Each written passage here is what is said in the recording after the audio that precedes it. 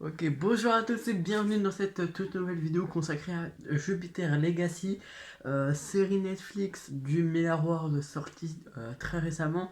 Parce que je sais pas si vous savez, mais Mark Millar, donc scénariste de comics, a signé un contrat avec Netflix pour, il me semble, 5 films ou séries. Je sais pas si c'est 5 ou si c'est 6, il me semble, enfin bref, c'est pas important.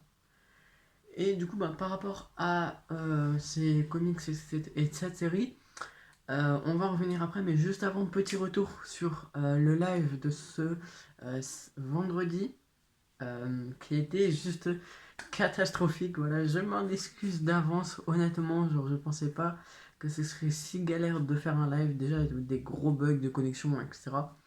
Et, euh, et ensuite, bah, la vidéo est un échec en fait. La vidéo, quand je l'ai enregistrée, voilà, je l'ai enregistrée avec 5 FPS. Donc on reviendra, je la referai, mais c'est pas prévu pour tout de suite. Voilà. Donc là, je vais faire une critique un petit peu à chaud de Jupiter's Legacy, un peu comme j'ai fait avec WandaVision et un peu comme j'ai fait avec Falcon and the Winter Soldier.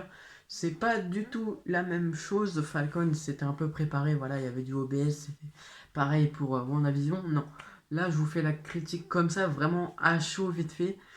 J'espère que je vais pas trop m'emmêler les pinceaux, etc. Et je vais trouver mes mots. Parce que il y a quand même, mine de rien, des trucs euh, assez compliqués, voilà. Alors, je vais être très cash et on va commencer direct, je vais vous le dire tout de suite. Je n'ai pas aimé la saison 1 de Jupiter Legacy. Euh, Par contre, la saison 2, je pense qu'il y aura quelque chose d'assez intéressant et qu'il y a des choses à faire sur cette saison 2. Pour l'instant, la saison 1, je n'ai strictement pas apprécié. Déjà, bon alors par contre, non, on va aller sur ce que j'ai pas apprécié d'abord. Il y a beaucoup trop de personnages dans cette série. À un moment, tu te retrouves à te dire, mais qui est qui? Lui, il fait quoi? Elle fait quoi? Lui, il a quoi comme pouvoir? Elle a quoi comme pouvoir? Et t'es complètement perdu, genre, tu ne sais pas ce que les gens font, etc. Tu sais pas vraiment qui fait quoi. Il y a trop de personnages, c'est vraiment le Game of Thrones des super-héros, quoi. Et encore, dans Game of Thrones, on s'en sort là, pas du tout. Alors, imaginez la saison 2 qui va inclure d'autres personnages et tout, comment ça va être la galère. Donc, déjà, dans ce que j'ai pas aimé, on peut dire que voilà, il y a trop de personnages. Ensuite, bah, la plupart sont pas vraiment intéressants, hein. Très clairement, on va pas se mytho. Ils ont des pouvoirs, alors tu les vois faire. Je vais pas rentrer dans le spoil, mais tu les vois faire et tu te dis, mais en fait, c'est quoi son pouvoir? Genre, tu vois, c'est tout le temps des trucs un peu énergie, magique. Enfin, tu sais pas trop ce que c'est, tu vois. Euh, et pourtant, c'est pas. Voilà, j'ai pas apprécié, quoi. Il y a trop de personnages. Ensuite, ce que je peux dire, c'est les costumes. Alors, on aime ou on n'aime pas, mais moi, je trouve ça vraiment très, très kitsch. Genre, vraiment, je peux pas, je sais même pas comment vous faites pour aimer les costumes, parce que j'ai vu des critiques qui disaient que les costumes sont bien faits, etc. Alors, qu'on soit d'accord, oui, les costumes sont bien faits. Seulement, voilà, ils auraient pu être designés différemment. Genre, pour moi, les costumes, c'est kitsch comme ça. Alors, je pense que c'est voulu. C'est pour montrer que c'est des super-héros des années 30. Donc, quand même, ça se comprend. Mais je pense que en période actuelle, ils auraient pu le faire évoluer les costumes. Je veux dire, pourquoi un super-héros n'évoluerait pas? Voilà, c'est comme si Tony Stark avait gardé sa vieille armure en fer. Tout doué, marche comme ça, là. Non, je suis désolé. Des costumes, on peut les améliorer, on peut les rendre meilleurs. Donc voilà. Il y a les costumes que j'ai pas forcément appréciés. Alors après, en tant que personnage, des personnages que j'ai pas appréciés, je suis en train de réfléchir. Parce que là, je viens tout de suite là, à l'instant T, de voir le dernier épisode et du coup de voir la fin de la série. Et genre, j'ai rien préparé, même pas d'OBS ou quoi. Non, je fais cette vidéo juste comme ça.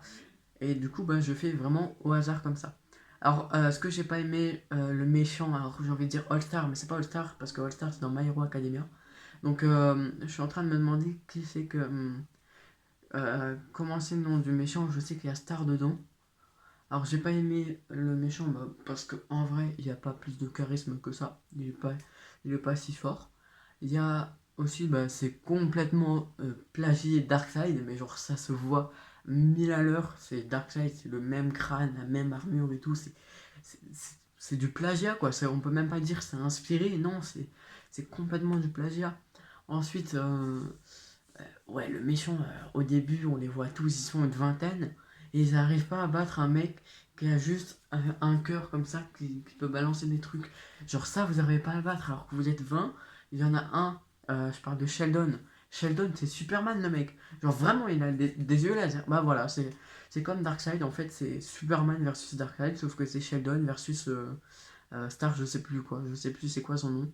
Je crois que c'est Megastar, un truc comme ça, enfin je sais plus, il a un nom aussi très critique. Mais c'est vraiment ça, c'est Superman contre Darkseid. Euh, donc ils sont vingtaine, une qui a les pouvoirs de Flash, l'autre qui a les pouvoirs de lire dans les pensées, un peu de Jean Grey et tout.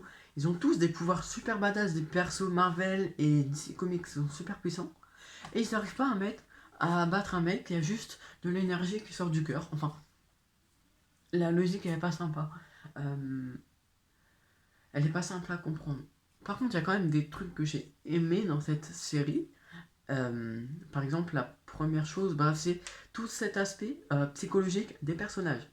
Euh, c'est pour moi, je pense, la série de super-héros qui travaille le mieux ses personnages. Enfin, j'abuse peut-être, mais psychologiquement, elle va beaucoup jouer avec les super-héros. Elle va beaucoup jouer avec bah, justement le fait d'avoir des pouvoirs, la vie de famille, parce que c'est une famille de super-héros. Donc ça fait penser quand même aux 4 Fantastiques un peu. Voilà, les 4 Fantastiques sont tout le temps en train de se battre. C'est la même chose. Pour moi, en tout cas, je trouve que c'est exactement pareil, tu vois. Et, et en vrai, je trouve que tout l'aspect psychologique des personnages est juste exceptionnel et franchement est super sympa. Il y a aussi tout cet aspect à côté de ce que ça fait d'être un super-héros. Donc un super-héros, bah, vous le savez si vous avez vu la série, de toute façon, je ne sais pas si je fais une partie en fait, là vu que je la fais à chaud, je sais pas si je mets une partie spoil ou si je mets une partie non spoil, mais je pense que la vidéo elle sera full spoil, donc comme ça c'est dit. Euh, Ouais, très clairement, il y a cet aspect avec le code où t'as Brandon qui va mettre une grosse patate comme ça et qui va défoncer le crâne du méchant. Je l'appelle le méchant parce que je sais toujours pas son nom, ça me revient pas. Et du coup, bah, il y a tout cet aspect de est-ce qu'on peut le tuer, est-ce qu'on peut pas. Et c'est finalement comme la peine de mort l'indique, etc. Donc c'est tout pareil en fait par rapport à la peine de mort, etc. Voilà. Moi, c'est la question que je me pose, c'est ça.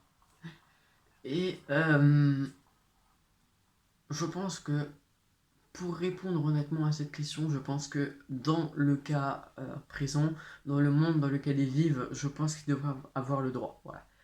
Euh, Perso que j'ai beaucoup aimé, alors il y a la fille Chloé.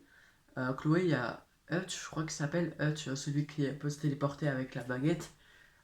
Tous les deux, je les ai bien aimés. Euh,